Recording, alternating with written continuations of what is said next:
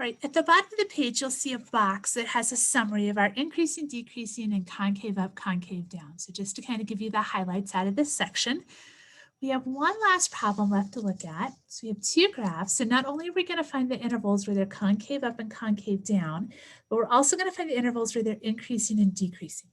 So let's start with this increasing and decreasing first. If I start on the left side of the graph and I follow it, I see it's going up. So it starts by increasing. And then right about here, it levels off and then it starts decreasing. So this point here, or this spot, is x is equal to 1. And I'm also going to put that breakdown here in that first bar.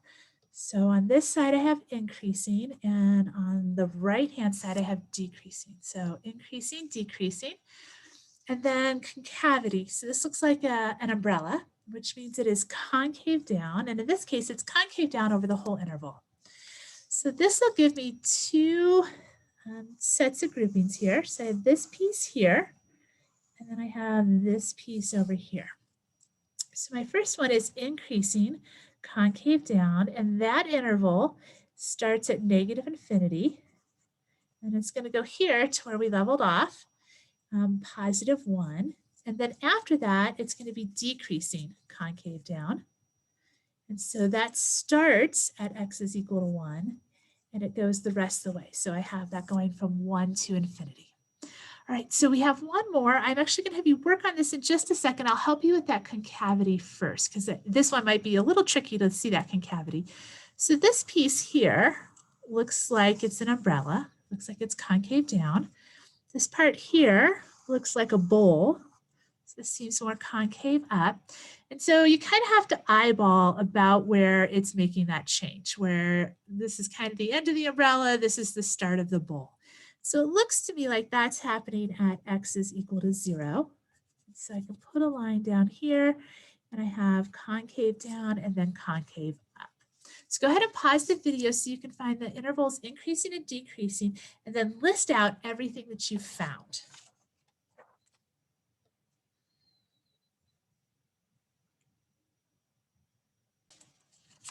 All right, so hopefully you gave that a try. Let's find those intervals increasing and decreasing. So if I start on the left, looks like it's increasing till maybe about here. So I'm going to go ahead and round that to about x is equal to negative 3. So I'm increasing here. Put a little break there. Then I see decreasing, decreasing, decreasing until about here. Okay, that looks maybe a little more than x is equal to 3. I'm just going to call it at 3 to make this easier. So we have decreasing here. And then once it leveled out, it turned around and started going back up. So now I have an interval that is increasing here. All right, so all the possible combinations that we have out of these two bars. So I have this here, that's one set. I have this here is a second interval. This is a third interval. And then I have this fourth interval here. So there's four different intervals that we're looking at. I have increasing concave down, and that goes from negative infinity to negative 3.